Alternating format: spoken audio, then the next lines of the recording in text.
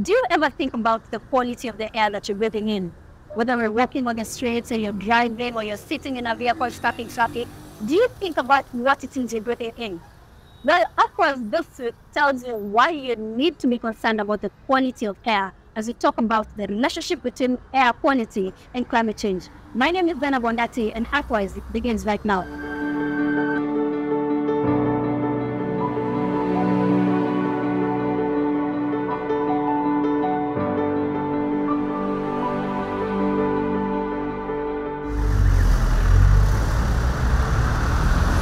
Dirty air is Africa's second biggest cause of death after non-communicable diseases.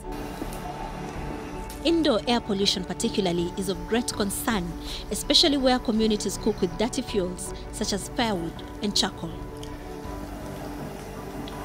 Climate Voices in association with Equity Bank.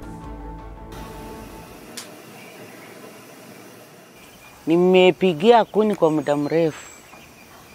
Na hii kuni iko na moshi nyingi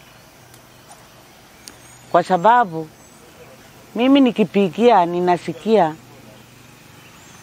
macho inaniuma, kifua ninakohoa, hata saa zingine naweza toka nje, kwanza nisimame nje ndio tena nirudi ndani. Sasa hii moshi inaonekana inaharibu mazingira ya watu. Saa hii nimepikia hizo kuni karibu miaka 40 na moja nikipigia tu kuni. Sasa hizi kuni inaharibu hata kama ni nyumba yenye inapigiamu, inakaa nyeusi, hata ukuta nyeusi, hata juu ya hiyo nyumba nyeusi. Sasa inaharibu mabati, hata oezingiamo vizuri. Sasa mimi mwenyewe kwa miaka, niko na miaka 68 miaka yangu. Sasa hiyo ndio ninasema kama serikali inaweza saidia, isaidieko wale wenye wanatufuata kwa miaka yetu, wako nyuma yetu, wasaidieko, wawaleteeko ile meko yenye inaweza punguzako hii moshi. Kwa sababu tukiwaachilia hivyo, sisi wenyewe tunajionelea, tuko na shida. Kifua inakuuma, macho inakuuma. Solar has no any pollution. And number two, when you install solar, it has minimal maintenance. So there is no environmental pollution when you are dealing with solar products. Number two, you are guaranteed when you are using solar, unless there is any issue with the climate, like on a cold season, that's when you have a challenge with the power output because there is no solar energy. But in other seasons, you are guaranteed of power output from solar with zero cost.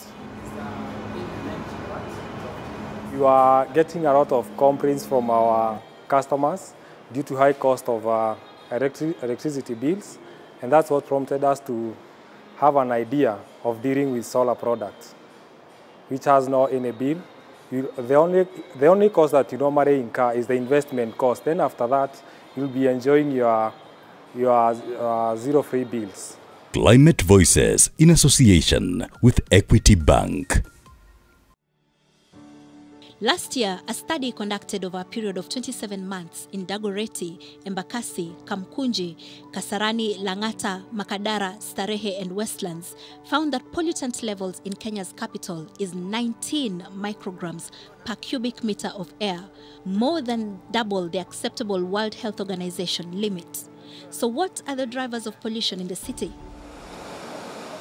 Road traffic pollution is a very key contributor to the poor quality of air that the residents of cities like Nairobi breathe in. And a couple of years ago, professors at the University of Nairobi started a research to establish exactly the quality of this air and what it means for the future of the city. And with me here is Professor Nicholas Ogegu, who was one of the researchers on that project. Hi, Prof. Hello. Thank you very much for joining us today. I'm glad to be here. Tell us a little bit about this research that you're doing. What are you finding? We're actually finding that what we are measuring actually is the fine particles that are inhalable. We call it fine particulate matter. And we're finding that the levels of the fine particulate matter at the moment is slightly over three times the level that is recommended by WHO. What does that mean for city residents?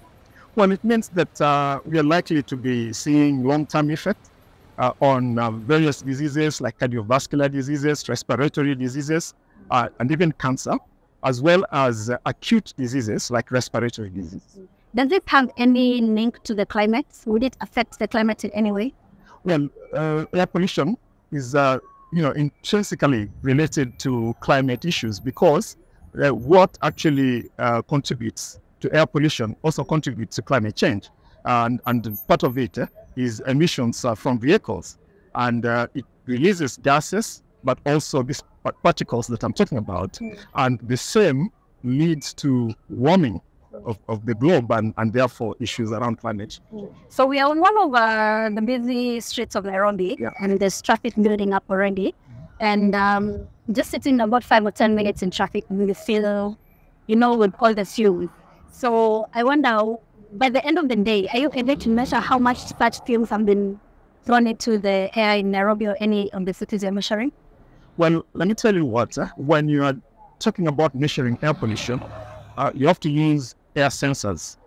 And the number of air sensors, there's what we call the low-cost air sensors. That's what most people use. But then you have to calibrate them using what we call the reference sensors. So at the University of Nairobi, we have 2 reference sensors. One is built here at the engineering school, and the other one is built at the Parkhouse campus. And we use that to standardize the local sensors, which we have in different parts of Nairobi, including a school nearby here, known as Moi Avenue Primary School, and even Nairobi Primary School. So from that, we can measure hourly levels of air pollution in the city. So for us, using the reference sensor, we've measured over 30,000 hours of air pollution. So we can actually tell you how it's varying with time. And from that, we can calculate how much you're breathing because we know how much you breathe per day. So we can make that conclusion. What are the biggest contributors to this air quality? There are actually a number. One of them are vehicular emissions because what we're measuring is generated through burning of things. So if you burn fossil fuel, it emits these particles. If you burn waste, it emits these particles. When the vehicles are running, the tires are rubbing on the road, it also emits particles. So this as a major emitter, but over and above that, you can also get it from industries and also from mineral dusts, the dust that come when you're constructing, when we are mining, all that, it contributes to these pollutants. Exposure to high levels of air pollution can cause a variety of adverse health impacts, including increased risk of respiratory infections. On Climate Hackers, we explore how transport-driven air pollution can be addressed.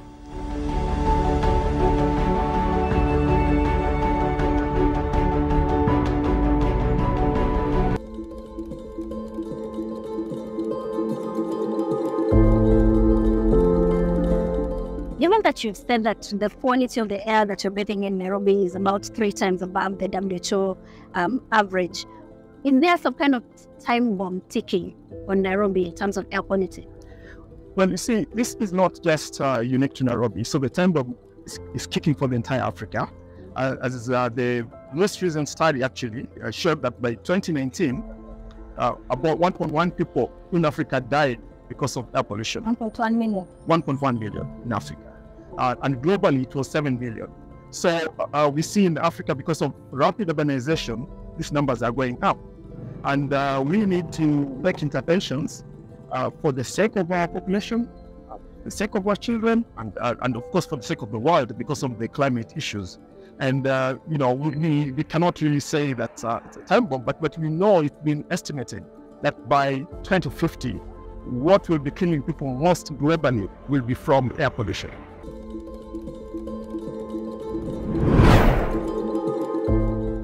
The transport industry contributes at least 1/4 of all energy-related carbon emissions, and this makes the transport industry a very key contributor to global warming because it relies on the combustion of fossil fuels.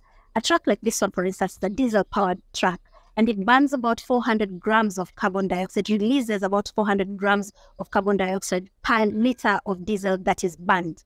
This is a petrol-powered motorcycle, which also releases quite a big carbon footprint. Now, I'm telling about trucks and motorcycles. Because of the problem of global warming and the challenge that the transport industry contributes, a lot of solutions are being made to solve this problem. And one such company that's providing solutions is Mazi Mobility, which has made a name for itself, or rather is making a name for itself by making e-mobility motorcycles. So a question you might be asking is, what's the difference between a petrol motorcycle and an electric motorcycle? Earlier you just showcased what a petrol motorcycle does, which is about 10 times more pollutive per mile than an SUV. This is zero emissions by comparison. So as you look over here, we don't have any engine on this motorcycle, and it has a specific direct line that runs to the back here. This is called a hub motor. So this is what drives the motorcycle. Now, some things to note about electric motorcycles is that they're really efficient economically. So about 50% cheaper than petrol motorcycles per day and 52% cheaper to maintain. So to be powered, we have one of these batteries. So this is about a 16 kg battery. Would you want to try, Zainab? Oh, that's not so heavy. That's not so heavy, exactly. That is not so heavy. She's pulling it up. So this is about 16 kg. You're quite strong, Zainab. Oh, yes. You eat together every day. Yes. Fantastic. So this is exactly what we power in a motorcycle. Okay. And we've got 2 batteries per motorcycle. 2. 2 batteries per motorcycle. We're going to show you what that looks like in just a moment. So one thing to note is I can put it down? Yes, you can put it down. Thank you so much. For this particular battery, because a motorcycle rider does not have enough time to come in and charge the battery, wait 2 hours, grab a coffee, they're always on the go, and they work 12 hours a day, 6 days a week. What we've come up with is one of Africa's first self-service swapping stations, entirely built by Kenyans, that allows the rider to swap a battery in under 2 minutes. And you'll see that on the video that will be coming up shortly. But the full charge is 2 hours for it to charge Yes, fully. so when we're charging it in our charging stations, it takes about 2 to 3 hours to charge fully. Suppose I wanted to charge it myself. Can I just plug it into that electric port in my house? So that could be a possibility, but there are various reasons why Mazi as a company doesn't offer that to riders. Number one, when it comes to specific electric batteries for motorcycles, just like your phone, how many times do you charge your phone and then plug it immediately it's full? Never, right? You let it charge until it's almost complete. And if you do the same thing with this particular battery, what happens is the range of the battery drops dramatically. This is the charging port? So this is one of the charging ports, but actually what we typically use, and I'll just show you over here. It shows here the battery. It shows the battery. Is almost full. Just 1 second, I got you there now. So it shows the battery is almost full. So if you actually come around this direction, what you can see is this is a battery box. So some of our technicians have actually made and manufactured this battery box here in Nairobi, looking very quite clean. And so what you typically do if you want to unplug is come through here, put the battery through that particular slot. It's already plugged in. Just close it over there. 1 sec. So put it in there, do a quick close. There you go. And the bike is already ready to go. Okay. So if you just turn it on, It shows it. this shows the exact battery charge percentage, the kilometers driven. This is a showroom electric motorcycle, so it's 0 mileage. But I'll just show you how it sounds as it's just As it's about to moving. leave. How far does it go? So it depends on how much you ride. Just with petrol in your particular car, if you're driving your car very, very fast, obviously it's going to consume a lot more petrol.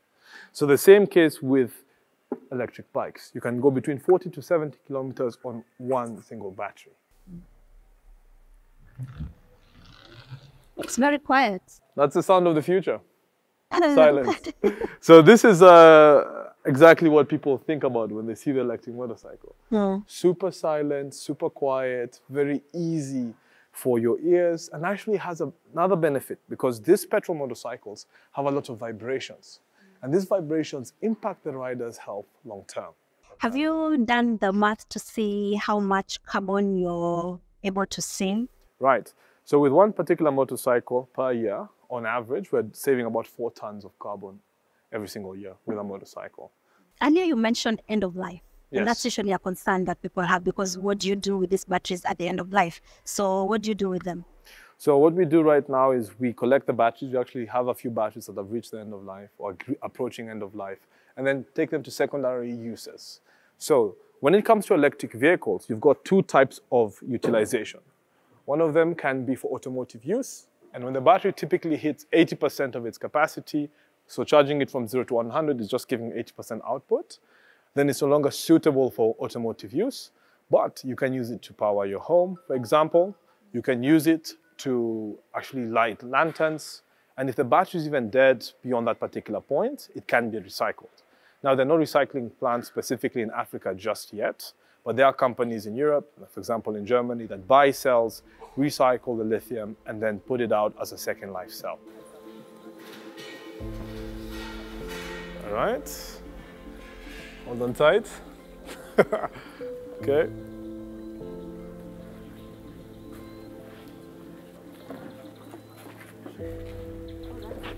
Yeah, it's super quiet.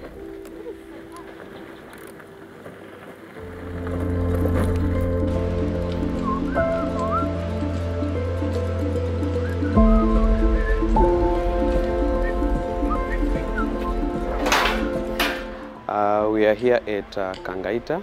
This is a construction site for a mall. We installed here a solar system that this solar system is able to supply water to the whole site. Another reason that we installed a solar system here is to power our water power plant. The supply for water, the system is powering up to 9.2 kilowatts. That is a pump. A pump is in the borehole up to 250 meters, and it's producing up to 16 cubic of water.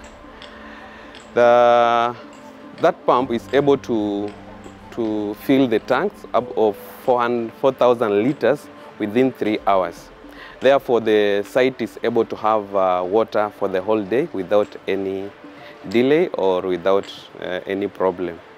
The system is also supplying the whole site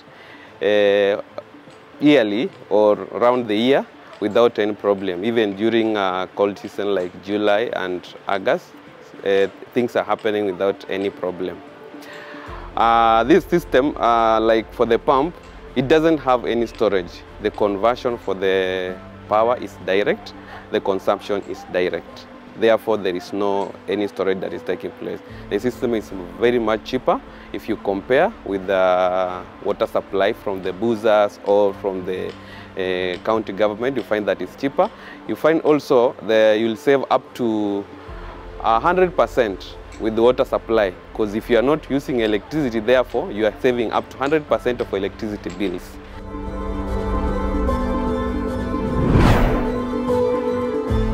With its rapidly growing population and the increasing number of vehicles and industries, the air quality in Nairobi has continued to deteriorate, posing a serious threat to the health and well-being of its residents.